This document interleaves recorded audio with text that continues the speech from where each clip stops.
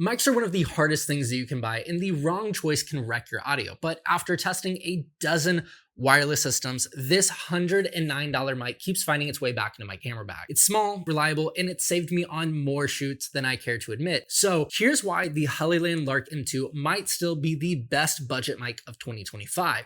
But first, let's address why this mic still lives in my bag 2 years later. Hollyland has a wide setup, including the Lark M2S, the Lark Max, the Lark Max 2, way too many names, and they start to sound like a bad action flick after a while. But the original M2, this little guy right here, it is as tough as nails, and somehow it hasn't failed me yet. Now keep in mind, this mic did come out 2 years ago, and in that time, we've seen some crazy mics like the new DJI Mic 3 that has just come along. It's pretty similar in size, but it weighs 16 grams compared to the Lark M2's 9, and it also adds some pro features like 32-bit float and internal recording. All of that sounds amazing, right? But of course, there is a catch because it does cost more than 3 times the price of this little guy, which is exactly why I keep coming back to the Lark M2, because for $109, it still punches way above its weight. Well, I guess lack thereof. This little mic has been with me everywhere. It's gone to Germany, Switzerland, and Greece, and speaking of Greece, I have dropped it on the beaches of Mykonos, and it's also evaded both of my dog's chewing stages,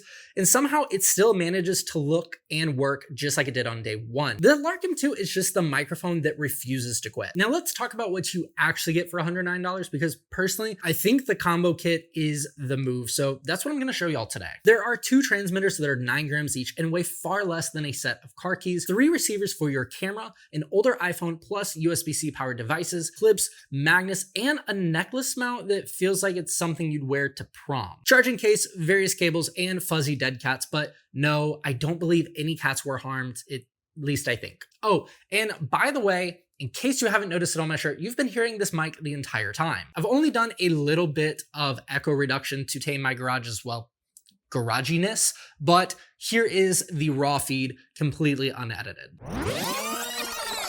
I've only done a little bit of echo reduction to tame my garage's, well, garaginess, but here is the raw feed completely unedited.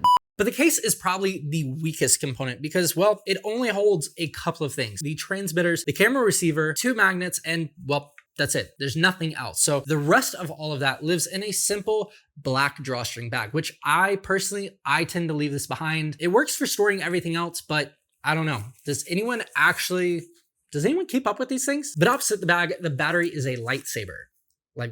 Lifesaver. The battery is a lifesaver. 10 hours per transmitter and a combined 40 hours with the charging case. This thing easily outlasts my phone's battery after a long, hard day of doom scrolling through TikTok or YouTube Shorts, which I guess that's probably not something I should be admitting online. We've all had that weird oh no moment when your gear dies mid-shoot. So if anyone else has a good horror story, I'm all ears in the comments, because just a couple of weeks ago, I went to church and I was actually helping them with a photo shoot, and I decided to grab the battery out of my bag that was half dead. And I didn't realize that until I was actually mid-shoot. So maybe I need to get better with my camera and battery organization skills. Hey, I'm Zach, another aspiring creator who's been obsessed with cameras for about as long as I can remember, and here I test gear that actually matters without blowing the budget. If you're looking for a channel that's a bit more real than some of the others, nearly dead batteries, SD card mishaps, and the occasional why is my microphone not working panic, well, you're in the right place. So be sure to hit the subscribe and let me know in the comments where you're at with your content journey, because I want to hear your stories too. Now, I want to do a quick dive into the working range and noise, the real world stuff that actually matters. Hollyland claims that this thing is rated for up to 1,000 feet line of sight, which sounds pretty impressive on paper, right? But throw in some walls or trees and you're probably looking at closer to a few hundred feet, which is still solid for most shoots unless you're trying to mic up someone across a football field, which in just a minute, we'll actually take this outside and I'll show you if it really holds up to what Hollyland claims. And then there's the active noise cancellation, which Hollyland couldn't have made any easier. It's literally just one button, power on the mic, tap it again to toggle, and you're done. That's it. Super simple, I promise. The blue light means normal, and the green light means noise cancellation. So it really doesn't get any easier than that. There's no digging through endless menus or fumbling around like a teenager on prom night. And the receiver is probably just as straightforward because you have 3 gain levels. Spin the dial, set it, and you're just good to go. That's why I say that this mic is practically foolproof for beginners, because trust me, I've botched my fair share of shoots, and this thing has saved my butt more than once. Well, I guess it's probably been more than once. It's probably been like 20 times, but I don't know. Who's counting? But real talk, there are some downsides for a mic this size and frankly, at this price point. First, there's no 32-bit flow or a built-in limiter, whereas the 24-bit audio is just fine for vlogs, TikToks, and interviews, but if you're at a loud concert or event, you're gonna have to be extra mindful of those levels. That's where something like a quick clap test comes into play. It takes you about 30 seconds and you literally just clap in front of the mic and watch your audio levels bounce on screen. Or worst case scenario, you could always record a short test clip and then play it back in camera. Probably one of the fastest ways to catch if you're peaking before it could ruin your entire shoot. The bigger limitation though is the lack of real-time audio monitoring or even just internal recording. You can't plug in headphones or pull a backup file if something goes wrong, so you're kind of just putting all of your faith in a camera and making sure that everything it captures is right. So that's why it's so important to make sure that all of your audio levels are properly set before you press record. For this next little bit, let's take things outside and put the Lark M2 to work in the most fitting way I can possibly imagine. So this is the Hollyland Lark M2 outdoors. There are some bugs that are going off behind me, some cicadas, and I want to do a little bit of a distance test. This isn't the biggest backyard by any means, but I feel like it's more than enough for what most people would be using a microphone like this for. If you're miking someone from the end of an aisle and they're doing their vows, maybe you want something that has a slightly better signal or probably internal recording, but for what I'm going to do, I think this will suffice. So right now, this is the Lark M2 outside. I'm about I'd say this is about 2 yards away from me to the camera receiver, and that is going to be the baseline test. Again, there's a plane going overhead right now. I don't even know if you can hear it. I know a lot of people say, oh, there's a plane overhead, there's a helicopter overhead, but no one actually shows what's overhead. I'm not showing you what's overhead. You're just gonna have to trust me. So if you hear it, oh well, you guys can actually tell if I'm lying or not. So let's see how far back we can get before I actually see any interruption. All right, so at this point you can see my Crocs in the frame.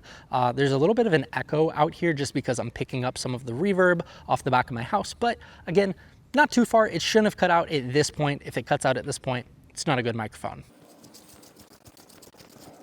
All right, we're gonna ballpark and say that this is probably close to like 100 or 150 feet. I'm not entirely sure how far away I am, but I am slightly concerned about the ants that I know used to live out here, especially when it was more of the summertime. We're kind of in the fall now, but yeah, this is how far I am. And hopefully, if everything works right, you can still hear me. Now, my back turned to you though, same distance, can you still hear me? Or am I just like making like weird bird whatever motion, like a bird, an eagle? I don't know. Hopefully that worked. I think the hardest part about doing these distance tests is one, that I'm out of shape, and two, the walk back. So now this is the fun part of the video. It's not the most conventional testing method, but in other videos I've tried using my AC condenser outside. But for this one, I'm gonna try something a little different, and I'm going to use the leaf blower because maybe you make lawn mowing content and you blow leaves while you do it. Yeah, let's see how this works. So for a baseline, I'm going to use this without any noise canceling. I'm just gonna turn on the leaf blower, and if you can still hear me, let me know. So this is how the Hollyland Lark M2 sounds with the leaf blower going. There's a motor thing back here. It's pretty loud, but yeah, that should be a good idea. And then, now the button is green, you can actually see that maybe the noise cancellation is working. Obviously, I'm gonna know before you guys know, but yeah, this is what it would look like if I actually did my own landscaping, which I don't, if you couldn't tell. So yeah, this is really obnoxious, and I'm gonna stop now.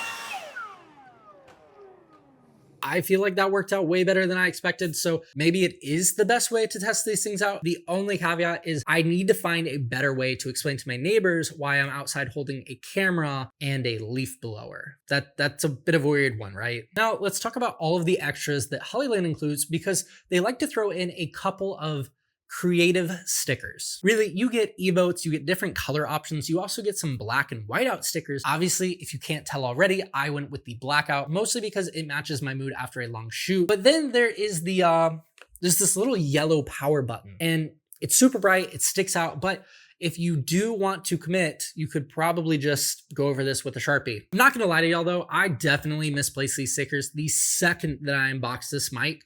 And I'm really surprised that by the time that we got around to recording this, now a whole year and so later, that I was somehow able to find these. And of course, it wouldn't be a fair showcase if I didn't compare the Lark M2 to some of its more, well, its more recent competitors like the DJI Mic Mini or even a closer rival, the Maono Wave T5.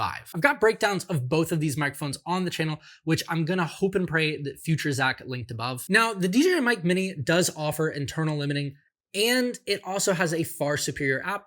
For the added price, I don't know that it necessarily compares, whereas the Maono Wave T5 has some really cool features up its sleeve. It has different sound profiles depending on your voice, but all of that, even though it is the newer option, I'm still not sure it compares, but I'll let you guys be the ones to decide. For there is a time and a way for everything, although man's troubles lie heavily on him. For he does not know what it is to be, for who can tell him how it will be? No man has power to retain the spirit, or power over the day of death. There is no discharge from war, nor will wickedness deliver those who are given to it. All this I observe while applying my heart to all that is done under the sun, when man had power over man to his hurt.